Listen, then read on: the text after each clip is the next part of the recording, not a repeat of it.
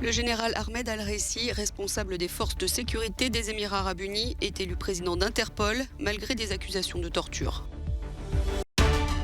Intensifier la lutte contre les passeurs, c'est l'engagement de Paris et Londres au lendemain de la mort de 27 migrants dans un naufrage au large de Calais.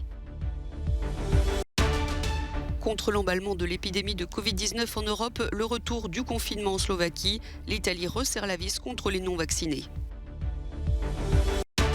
En Suède, passage express au poste de Première ministre pour la social-démocrate Magdalena Andersson, contrainte à la démission moins de 8 heures après sa nomination. Le Paris Saint-Germain s'est incliné hier soir sur la pelouse de Manchester City, 2-1, mais a tout de même validé son billet pour les huitièmes de finale de la Ligue des Champions. Interpol, l'Organisation mondiale de lutte contre la criminalité, a un nouveau président, le général Ahmed Al-Raisi, responsable des forces de sécurité des Émirats arabes unis. Il a été élu ce matin par l'Assemblée générale de l'organisation à Istanbul, en Turquie, malgré des accusations de torture. Des plaintes ont été déposées contre lui dans 5 pays, en France, au Royaume-Uni, en Norvège, en Suède et en Turquie. Si les statuts d'Interpol accordent au président un rôle avant tout honorifique, le symbole de cette élection est fort. Cette nouvelle fait bondir les ONG de défense des droits de l'homme.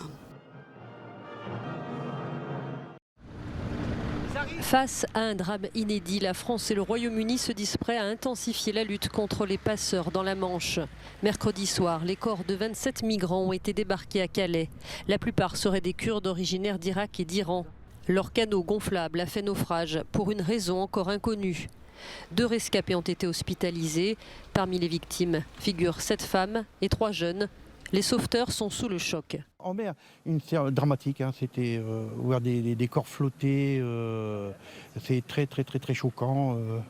Donc nous avons récupéré toutes les personnes qu'on voyait à bord. Donc nous avons récupéré 6 personnes. Tous décédés? Tous décédés, oui.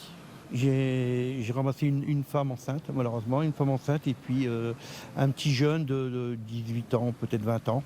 Voilà. Et le restant, c'était des hommes. La France ne laissera pas la Manche devenir un cimetière, a réagi le président Emmanuel Macron. Les associations d'aide aux migrants réclament, elles, des comptes au gouvernement. C'est grave, quoi. Enfin, voilà. Et moi, ça me met en colère. C'est pas normal que ça se passe comme ça. Et c'est pas normal qu'au niveau politique, on en soit là aujourd'hui. C'est pas normal, ça me met en colère. Assassin, t'as du sang sur les mains. Le ministre de l'Intérieur, Gérald Darmanin, s'est rendu sur place hier. Ce jeudi, il annonçait l'arrestation d'une 5e personne suspectée d'être un passeur lié au naufrage. Face à la sombre perspective d'une nouvelle hécatombe de Covid-19 en Europe, plusieurs pays réagissent vite et fort. La Slovaquie vient d'approuver un confinement national de 2 semaines. Les restrictions sanitaires qui entreront en vigueur vendredi s'adresseront à tous, vaccinés ou non. Les personnes ne pourront quitter leur domicile que pour des raisons spécifiques, comme acheter de la nourriture, se rendre au travail ou à l'école, ou se faire vacciner. Les personnes non vaccinées devront passer un test de dépistage pour aller travailler, à moins qu'elles ne soient guéries du Covid-19. Si un tel confinement dur n'est pas efficace, a expliqué le Premier ministre slovaque, alors ce sera un phénomène dans le monde entier. Les mesures prises par la Slovaquie sont conformes aux avertissements du Centre européen de prévention et de contrôle des maladies, qui a demandé aux États membres d'agir d'urgence après la sonnette d'alarme tirée par l'OMS, qui craint la mort de 700 000 personnes de plus d'ici au printemps.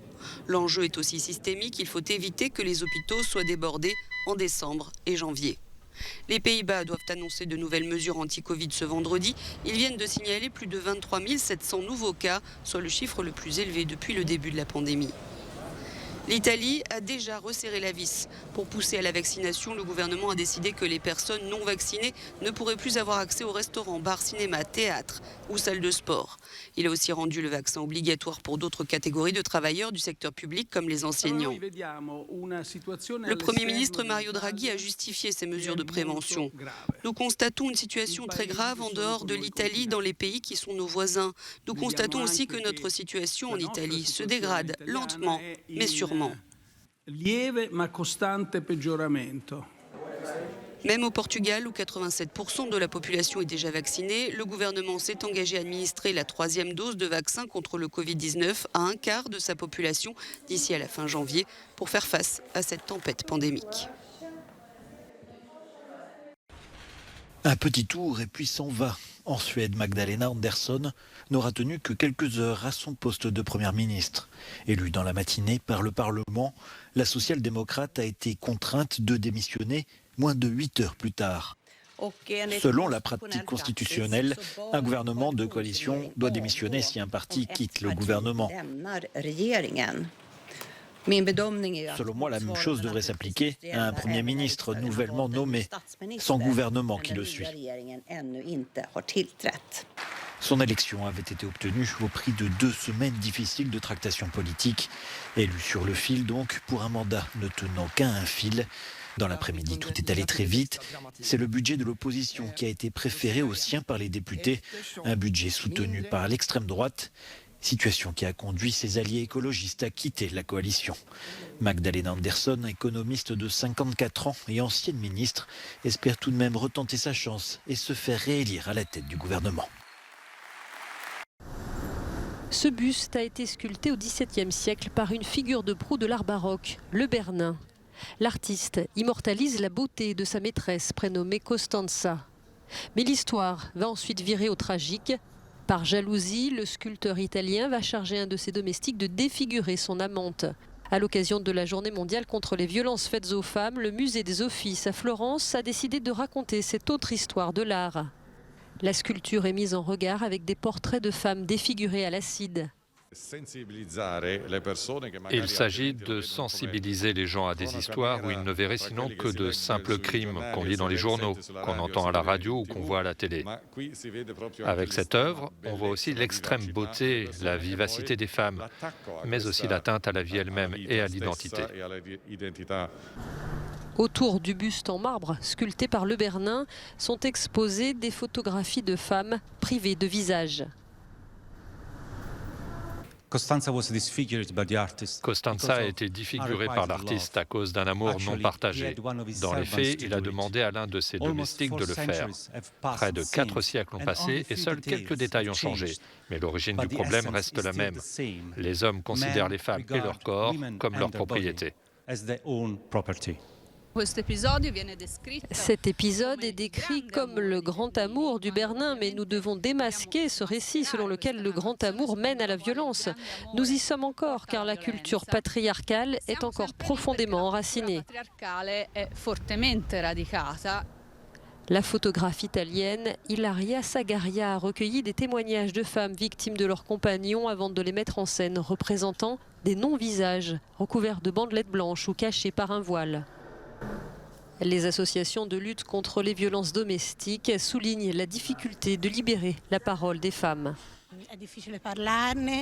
C'est difficile d'en parler, c'est difficile même de le nommer quand on vit dans des dynamiques de violence souvent chroniques. On a du mal à reconnaître les actes violents. Vous commencez à penser qu'il est naturel d'être contrôlé, de rendre des comptes pour tout ce que vous faites. Faire de la culture un outil pour défendre la liberté des femmes, une lutte toujours d'actualité, plus de 400 ans après que la beauté de Costanza a été ruinée par la violence d'un homme.